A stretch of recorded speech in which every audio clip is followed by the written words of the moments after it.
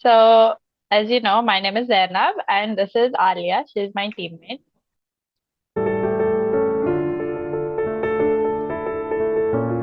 Meet Mehul Dedhia, a wildlife photographer, an advocate, and an expert naturalist based in Borivali, Mumbai. He is a life member of various organizations, including the Bombay Natural History Society and Maharashtra Pakshi Mitra, and has been certified by the State Department of Tourism as a Mumbai city tour guide. He is involved in conservation initiatives including animal censuses and bird surveys at Sanjay Gandhi National Park and leading wildlife conferences and workshops. Mehul's journey as a wildlife enthusiast and advocate has been marked by meaningful contributions and experiences, and we are honored to have this conversation with him. So, over all of these years, is there any incident during a nature trail or city tour that you've had with any bird species that has stuck with you? Mostly with the beautiful bird or a rare bird like paradise flycatcher or the owlet. Owlet is a smaller version of the owl. So generally, these two species are people are very much excited, and even most of the time, I would like to see again and again the same bird. So these two is my favorite. I think that is your question, right? I was asking more in the sense if there's any incidents that you've had with any birds. Yeah, oh, incident. Yeah. So all the incident are like happy, not a sad. Yeah, anything that is memorable. When I go to my native place, Kutch, it is always some or the other bird give the surprise actually. So this time the pelicans were the surprise for me because I saw them in a huge number, like more than 150 at a time. So nothing has happened wrong, like with the birds, nothing. They generally, when they feel disturbed, then they fly away. That's it. Very short story. But the pleasure, the happiness, what we get, the group, it is mind blowing. It's like most memorable things always. Always is plus plus, nothing minus, single minus, double minus, nothing like that. It is always plus. Even spending 2 hours, if we see only one species which is new or something different, maybe family, maybe with the kill, maybe with some conflict amongst themselves. It is a wow thing, memorable thing for us. How does the decline of any bird species affect or impact the ecosystem? Basically, it is a chain, the food chain or a nature cycle. So, if a particular bird, let's say a migratory bird, which comes only for like a few weeks, some few days maybe. So that may be a food for a particular, let's say, humans. We need all types of vitamins in a particular ratio. So a particular reptile or a particular animal or a particular flower needs to pollinate only by those birds because sometimes the birds they feed upon the fruits through, and that the seed of the fruit goes through the gut and then by poop, so then only it pollinates. That way it pollinates. So somewhere the other at the micro level it affects to the nature actually. So there are lots of different stories about each bird, those who are about to like endanger category as per the status, or maybe very rare bird. So because our topic is about sparrows, if I give the example of sparrows, what do you think would happen if they would extinct? If sparrow will extinct, that means a particular community of humans they are extinct.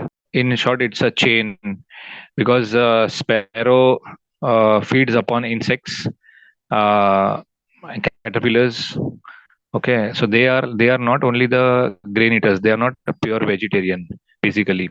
So what happens is the control on the insects, flies, or small geckos that will be missing, and plus the big birds, those who are raptors, they will be missing for the sparrows to feed upon because sparrows, babies of the sparrows, they are majorly food of their routine, one of the dish on the platter. so that will be missed. And then let's say if there is a four floors building and there is a problem on the second floor, then the lower first floor and third floor both will suffer. So in this case, the insects will also, the population will increase, and the big birds also will suffer. So basically it will affect majorly. And of course it will affect humans as well, because then we need to use some electronic thing, maybe pesticide, to kill the insects. So it is not a good thing, positive thing, which may happen in the future. So there is a short story. There's a history in China, has happened the same thing long years ago, like more than 100 years ago. So on the two because small birds, they were feeding upon their crops in the farm, so they killed all the sparrows, or small birds. So then suddenly what happened? The pests comes like grasshoppers. They attacked. So then they were not having any option to control them. So then somebody came to know that, oh, we would have if we would have left some of the bird species, then they would have controlled this thing. So, you mentioned that you actively engage in promoting native tree plantation for special occasions and organizing nature trails. How do you think any of those correlate with sparrow conservation? Not directly, but indirectly, it relates to sparrows and those who are the residential bird especially. So because of those flowers, fruits, leaves, trunks, branches, the insect population maintains, and they can sustain on them. Because as I said earlier, that sparrows are not only vegetarian; they feed upon cockroaches as well, and the mosquitoes as well, spiders as well. Yeah, so that way, if you plant a not non-native trees, then somewhere or the other way, they suffer, because the insects will not survive on a particular flower or leaf or something like that. So directly, sparrows will not eat the fruit or the flower or the leaf, but the beetles or caterpillars which feed upon the flowers, which feed upon the fruits and the leaves, so they eat them. So that way, native trees are very, very important for native birds. So, in general, what can humans learn from birds? Humans learn from the bird to adapt, basically. So first of all, when I take the topic of the birds, so maximum people has to say that काश हमारे पास भी पंख होते तो हम उड़ पाते, हम भी इधर से उधर फ्री में जा पाते, हम भी अलग अलग दुनिया देख पाते, something like that. But because the birds has the best of the best abilities, like eyesight, you can say, the power, you can say, what do we say, mm, the capacity to hold on. So people are like, birds are more important than a particular animal. That is what their perspective is actually. And for your information, the bird watching activity is the highest in India actually. So there are more people, those who go for the safaris to see the tiger or lion in India. There are more bird watchers in India, because that affects zero loss of the what do we say, the land. So there are so many places are declared as a important bird area, IBA. So COVID time, that majorly work has done in, at least in Maharashtra. There are so many sites is been declared a particular square kilometer area. Like Sanjay Gandhi National Park is one third of Mumbai, and it is a 104 square kilometer. So similarly, maybe in somewhere in Maharashtra, Vidarbha, that side, it is the particular area with the data. It has been declared as an important bird area. I So, hope I from hope all I'm of that, answering your questions perfectly. yeah, somewhat. The Or you question can was ask me again about, the same question. yeah, the question was about what we can learn from the birds. What we can learn about from the bird? Yes. Like big birds, like sarus cranes and all, they maintain the pair for lifelong. When they mate, the mate will be the same for lifelong. Okay. And the starlings, or you can say menas, they are always in the group. Okay. So the groupism, life partner thing, then particular bird called as drongo. So drongo has nothing to do with the group or like a soulmate, but that particular bird helps to other birds making alert by making a different calls of the raptors basically. So small birds are always around that drongo bird. So many things to learn from the birds actually for the humans. Not even from the sparrows, what we learn is keep your area clean. Even from by the crows we can learn that keep your area clean, and don't be very much specific about the food. It is okay, whatever you get it, you have to eat it. Something like that. But there is no particular message from the pigeons. I'm not hating the pigeon, but the quantity of the pigeons, how much it has increased in from last 10-15 years, it is a problem themselves. But when you say pigeon, they are okay. They are as equal as other birds. One collective thing I've got from everyone I've spoken to is that pigeons are not good for the sparrows.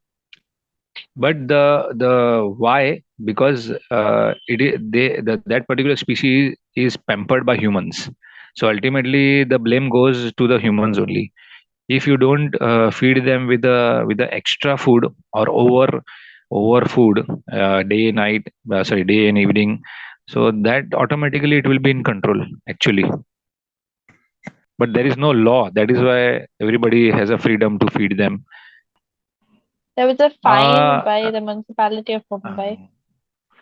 Yeah, actually. So generally on the open areas you cannot feed them, but in a particular building, in a private building, they started throwing the grains on the terraces or in the compounds. So still it is not been recorded that so many lakhs of pigeons are counted in Mumbai, and now they are little less or more. So the counting has never done about the pigeons. Pigeons are always on the higher side. So but there are so many things, so many creatures to be saved. The ratio wise, the government staff is very less to find the people actually, the law. But I have never seen, or I have never heard, like from last 2-3 years, that हाँ इसको इतना fine लगा, कबूतर को दाना डालने के लिए उसको इतना फाइन लगा, उसको इतना फाइन लगा. Never. In fact, forget about the pigeons in the forest. The boards are written that 1,000 rupees fine to feed the wild animals, including spotted deers and the monkeys. And people are feeding, but there are nobody to catch them actually, because the staff is very less, the ratio wise. So But this one thing, is Zainab, I want to add about the sparrows. Now I'm currently staying in Ville Parle near domestic airport. But before, I think 2022 till May, I was in Borivali, Shimpoli Road West. So there were the Ashoka trees were there between two buildings, and almost 20-30 buildings in my area was like 4 floor, 5 floors. So the trees were taller than the building actually. And now in 1.5 to 2 years, the buildings are going to majorly redevelopment. So all the buildings are taller than the trees now. That time what was happening, that I was putting the seeds in a particular dish, and I have covered my grill in a such a way that I put an extra grill, so that only the sparrows and squirrels can come in, not the pigeons. So there was a big opening was there. So I made it in a small sparrow size, especially aluminum frame I put. And then the sparrows slowly increased 6, then 10, then 20, up to 22 sparrows were feeding through my balcony. And I was not feeding them only one single type of a grain, but 3-4 different types of the grain, but only twice in a day. So the number of the sparrows, actually, what I have seen in 2015, same I saw till in 2022 as well in my area. So they were shifting from one place to another place in the same area because of the buildings were coming up. Yeah.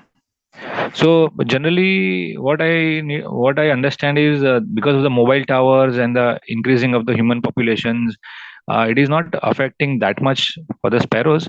But what is actually affecting is the construction.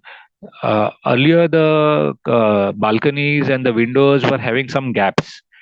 Okay, but now the windows and balcony in such a way that there is no gaps, and it is been taken over by the AC, air condition, and the windows are always closed.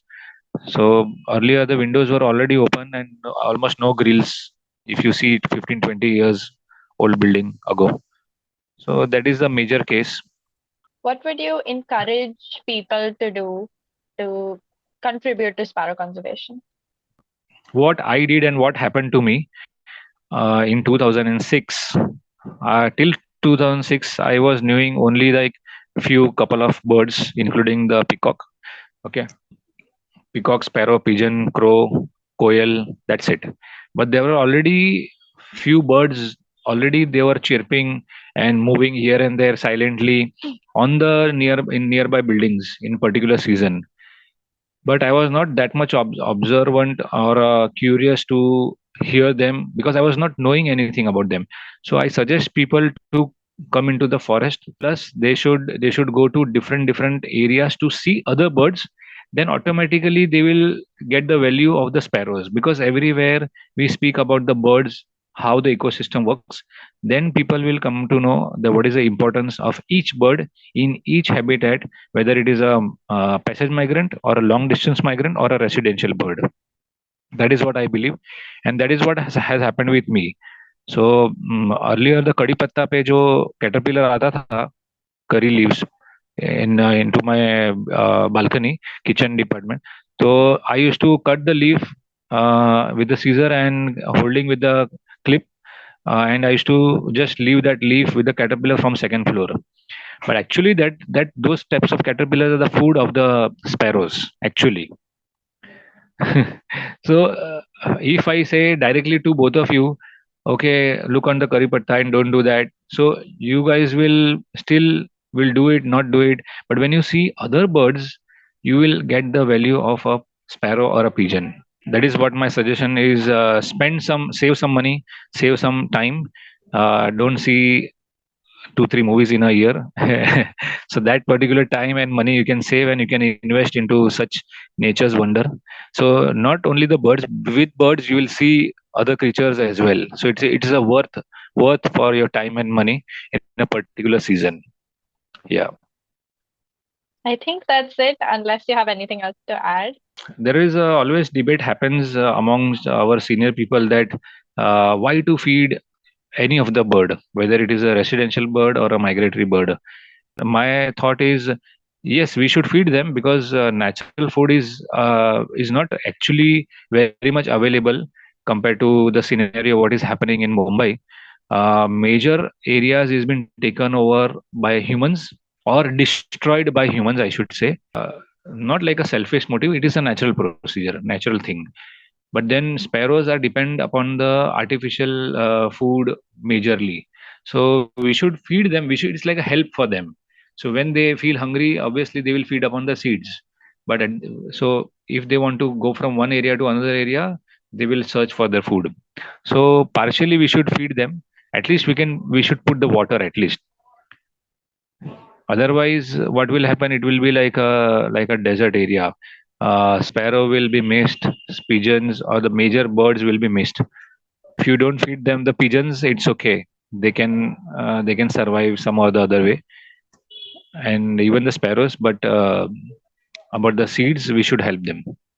So you girls are doing great thing actually, creating awareness about the sparrows. Thank you. So what did you learn from my interview? What is a new thing? I got a keen interest in the nature trails, and I will do try and come there, visit. Yeah, yes. There is a movie called Big Ear, The Big Ear. So if you see that movie, it is amazing how the people are crazy about the birds to complete the count actually. Like 2020 2022 or 21, it has happened that just for a African migratory bird called Namakwa dove, I went to Ahmedabad from Mumbai just to see that one bird. For 2 days I planned and I spent six, 7 thousands. And then 2022 January, I went to see a mute swan, just a mute swan in Jamnagar because there is no record from more than 100 years in India. So when I got to know about that swan is been sighted, I booked the ticket in 2 days, within 2 days, and I went there for 1.5 to 2 days just to see that mute swan, to click the photo and to shoot the video and to see the through the binocular. So it is a proud thing to not only the sparrow but to see the other birds. So to motivate yourself and then to create awareness about the each species. So if you see a particular bird, you will automatically you will start doing research, or you will start to prevent their habitat. So preventing habitat of any types of bird is very, very important. It's highly important. So automatically natural food resources will be available for them. That should be my last line of this interview. Thank you so much. Thank you, sir. You're welcome, Zainab and Alia. It was a pleasure meeting you. Yeah, same to you, same to you.